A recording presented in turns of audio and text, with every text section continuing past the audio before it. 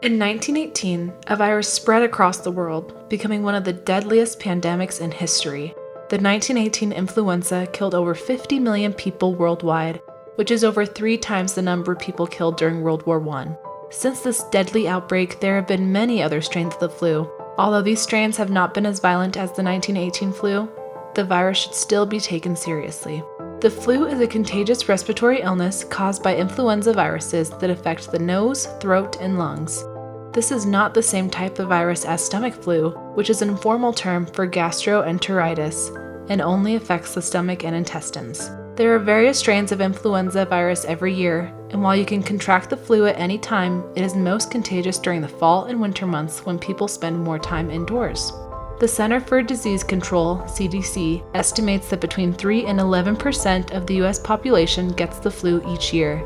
The virus is spread by tiny droplets when those infected laugh, sneeze, cough, or talk. You can also contract the flu if you touch a contaminated surface and then touch your eyes, nose, or mouth.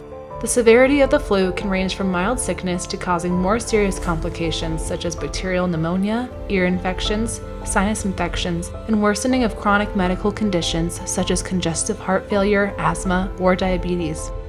Although anyone can get the flu, those at considerable risk for complications include people 65 years and older, people with certain chronic medical conditions such as asthma, diabetes, or heart disease, pregnant women, and children younger than 5 years.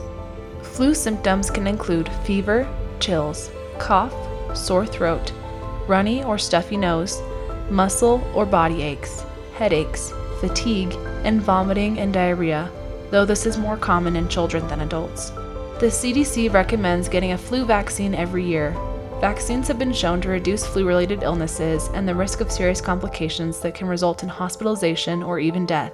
Preventive actions, like staying away from people who are sick, covering coughs and sneezes, and frequent hand washing are also encouraged to help slow the spread of germs.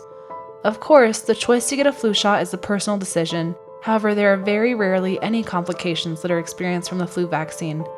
Children under 6 months old and those that are allergic to the ingredients in the flu vaccine should not get the vaccine.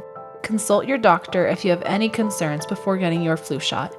To learn more about the flu and flu vaccine, visit the CDC's website, cdc.gov, where you can find more information.